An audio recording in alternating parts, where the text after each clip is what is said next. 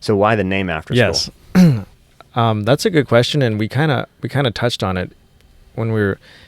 It's a name that just gives me a lot of freedom to cover anything my heart desires. When I was first looking at names and then channels that I admired, I was like, okay, maybe I could be a kids channel or a science channel, and all these names kind of, I felt like I was pigeonholing myself.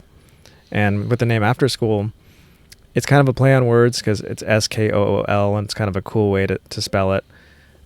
But I always loved learning, but I never cared much for school. So, and then the name After Skool is kind of like a place where you learn after school is over. And it's kind of like we have this idea in the West that once school's done, we're done learning. Our education's over. But in many ways, I think it just begins. We're confronted with all these new truths when we leave school. And we're like, oh, wow, the real world isn't this kind of like utopia where, sixth grade comes after fifth grade comes after fourth. The world is unpredictable. And for students now, it's often chaotic to come out of that very coddled environment. So After Skool was kind of the things that you wouldn't find in the classroom. For sure. And, it was one of those names that kind of came to me in like 30 seconds. And I was like, yeah, that works for now. I didn't know it was going to be this big thing. I literally just scribbled down the logo, took a picture of it, and that's still the same logo today. Did a little drawing. That's still the background of the channel, and that's still the thing that comes in at the end of every video. And then you did that in the very beginning. That was set up. Yeah, it's like, maybe rad. The Nike swoosh could have taken like 2 seconds to think of. Right. And now that's like this iconic thing, Right. But who knows where this path will lead you, but you're on it and you're just pulling this thread. And it's kind of what makes life exciting, is not knowing what's about to happen. We don't want predictability. We don't want the same mundane, monotonous thing every day. Same route to work, same 9 to 5. That's kind of an unconscious decision to get into that rut. But when we think consciously, we say, yeah, we want the adventure. We want the hero's journey. To act like you're out of the danger zone or something by, just like maximizing self-interest in the long term and maybe like just building up like a nest egg or something like that. To me, that just feels like stagnation. It's like when you see a body of water that's pooled and it hasn't got an outlet, and the water stagnates and it doesn't have anywhere to move. And when water doesn't move, it just turns black and you can't drink it. There's not life. Well, there's obviously life grows in there, but I'm saying like it's not the type of, for the purpose of this metaphor, like it's not like the life force that you want to drink. You want to go to the source where it's like the spring and it's moving and it's like got that different quality to it. And I think we're just bodies of water, right? And so you can kind of tell when a person's kind of connected to that thing that starts to move you versus stagnating in like a pool. Well, a principle that I really come back to quite a bit is called Ikigai. It's a Japanese principle. You probably know. You're smiling. Yeah. I'm glad you brought it up. And I think that is a really useful tool to understand your why and orient yourself. And it's really quickly, it's what you're good at, what you love doing, what the world needs, what you'll get paid for. And if you're missing any one of those 4 circles, you're not going to, something's going to be off. And, it's very hard to recognize within yourself, but it's very easy to see in others. When you can see a really rich lawyer who's miserable and, they don't love what they're doing. Maybe the world doesn't need it, so they feel kind of empty inside. Or there's a lot of people who have big hearts and are trying to do these humanitarian charity projects, but they're not, they're broke and they're like frustrated. And, you kind of have to bring it into that center to the sweet spot. And that's kind of where your why is.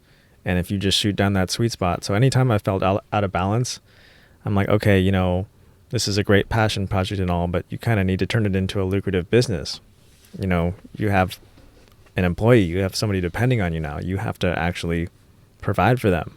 Yeah, I mean, that's an amazing model for finding meaning in life, I think. And I mentioned sovereignty, I mentioned creativity, but Ikigai is actually sort of the third pillar of that trinity for True North. One of the things that always shocked people is I was really fast. Like I could draw something just incredibly fast, and it was like to a point where I'd be pretty satisfied with it.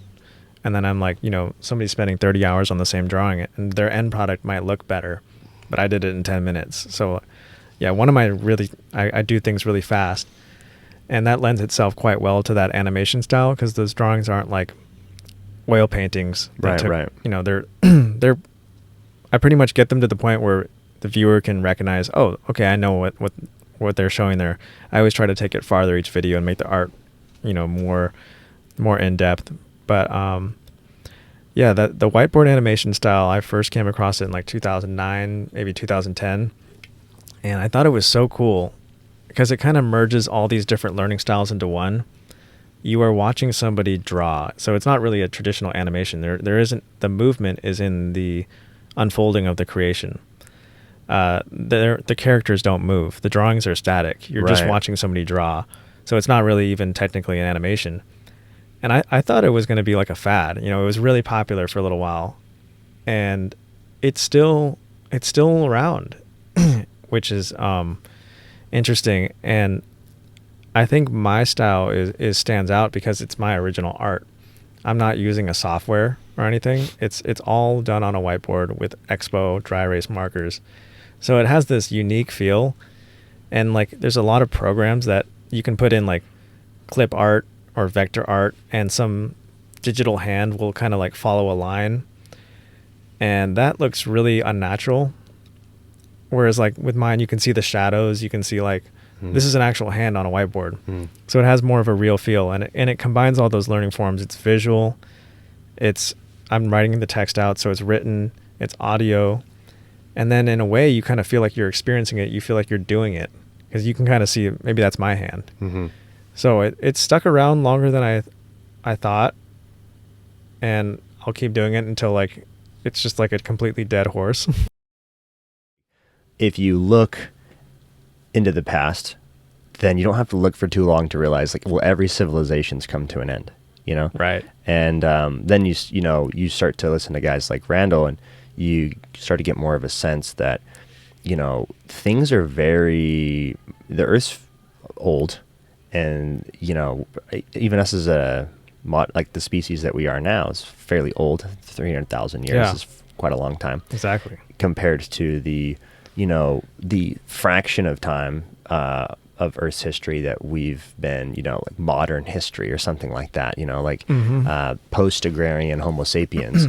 And that's, it's crazy, like how we really are a species with amnesia, with this kind of, we are and we aren't, that's why some of these symbolic images, they really speak to us, from these ancient symbols and these old ideas from myths. They resonate with us, like something like Lord of the Rings or Star Wars. It really it takes hold of our entire culture's attention because it touches on these ancient ideas that are kind of in our ancestral memory, and in the modern day, we have a very short-term memory because it seems like things that are happening this week are, going to cause the end of the world. And then next week we're on to the next thing. And then the next week, it's like every single week it's a new end of the world. Right. But it's when you really zoom out, you realize how small and insignificant these things are. Like you said, 300,000 years, modern humans have existed. And by modern humans, I mean, like, you could take a baby from 300,000 years ago, human, bring him up in today, and they would probably, they would be unnoticeable, and vice versa. And so we have recorded history is only 6,000 years old, and that's not even that, in depth. But we have 6,000 years of recorded history. Modern humans have existed for 300,000 years. That means we're missing 98% of our record is just a mystery to us, complete mystery. And then if you think about it, in the last 150,000 years, there have been 16 catastrophes that could be mass extinction events. Right. These are like meteor impacts that are the equivalent of 1,000 atomic bombs going off at once. This would destroy every major city on Earth. And that's happened over 16 times, at least in the last 150,000 years. And so you got to think, if one of those hit today, what would be left in 1,000 years? All our hard drives would be gone. Everything in the cloud would be gone. All the metal. Have you ever seen a car in a front yard of somebody, like a hillbilly's front yard? Yeah. And that thing rusts away after like 10 years. So all the metal would be gone. The only things remaining would be our great stone monuments, like the pyramids, like Mount Rushmore. Unless it was at the impact site. But, right. But yeah, I feel you. So, it just makes you wonder. And then you also have this other idea where just like 5 generations ago, you got to think about how your great-great-great-grandparents lived. There was no computers, there was no technology, electricity, running water. The wars were fought with bow and arrows and swords. And it only took a very short period of time to get to where we have all this technology. So technological advancement can happen very, very quickly, and it can also get erased entirely. Mm-hmm. So in this video, we kind of touch on the idea that, it is possible that an advanced civilization could have popped up quite quickly and then been erased to zero. Just like you said, like how ours would be if there was one of these events. Yeah. It'd be the same scenario kind of playing out. And yeah, you have to ask the question, is civilization and kind of the life cycle of humanity, is it sort of cyclical rather than just linear?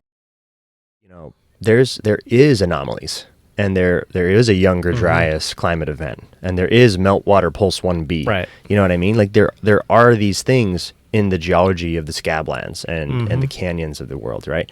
So it's like there are smoking guns, and there's a signature, there's a story that's kind of being told in the past and by the geology and these different like sort of domains of academia, where people are all kind of piecing together the puzzle, and we're like seeing through the glass darkly into the past, but we're trying to kind of make our best guess at what happened. And I think we're going through a bit of a paradigm shift now from like we did in the 70s with the dinosaur hypothesis. This Younger Dryas impact hypothesis is, I think, hopefully forcing people to reconsider and kind of like reorient our perspective about the human story and about our past. And if you can understand more about that, then it can reframe your perspective of the now and the future, right? And like, what are our priorities really? We've got like right now, specifically with Ukraine and all this, you've got Russia, China, the US, you've got like these mega powers and all this like tension and conflict and all of our nukes pointed at each other, for fuck's sakes. Like we've got like this paradigm of the other, like when in reality, we're all spinning around a ball of gas 90 million miles away, flying through infinity, like completely vulnerable in a shooting gallery of cosmic proportions. So what Carlson's doing, what guys like Graham Hancock are doing, I think is super important work to sort of wake us up to the bigger picture. I mean, and guys like what Carl Sagan has done, Right. and like just being able to get a picture of Earth in the 60s, like what that's been able to do, and the gradual shift of the collective consciousness about being a human on Earth, like being a cell as part of this whole body that's, the third planet from the sun, right? Yeah. And like reorienting to that perspective, like, yeah, and we also pass through a meteor stream twice a year. Right. And there's like all these, there's a bigger scale to all of this. Right. And it's hard for a little like primate with thumbs to, it's so hard to wrap your mind around, but when you go to some of these sites where there were catastrophes, the Earth is covered in scars. All you have to do is look at the moon and see how often the moon doesn't have vegetation and stuff. So you can see it's just all potholes and meteor crash sites. And when you go to these sites, it just makes you feel so small, Before I wrap this, we've been doing this thing. This will be the second year in a row now at the True North Float, where we do this thing called Art from the Void, where we give local artists in the community 3 free floats, and they come in and they like experience the float tank and they connect with the void, which is like what like it's like before creation, there's the void, right? It's like the potential It's like for the birth all experience. Yeah, it's like the potential for everything to come out of, right? Yep. Waiting to be made manifest. And so It's paradise. yeah. And so to be in the void is like an incredible experience. That's why I'm passionate about floating. But to get artists in the tank is super cool because they come out inspired, and then, you know, a couple floats later, then they create art. So if you'd like to support this project, you can do that in whatever way feels right for you. Obviously, leaving 5 stars is really useful on whatever platform you're listening to this. Subscribe, like, do all the things. We have a website, truenorthproject.com. If you want to subscribe to our email list there, you can follow along the journey, get updated on new episodes and things like that, meetups on the road and whatnot. And if you want to, you know, other than just supporting that way, if you'd like to support us financially, the description in the podcast here has a support link that you can support us through Anchor. And yeah, any love you want to send our way is much appreciated.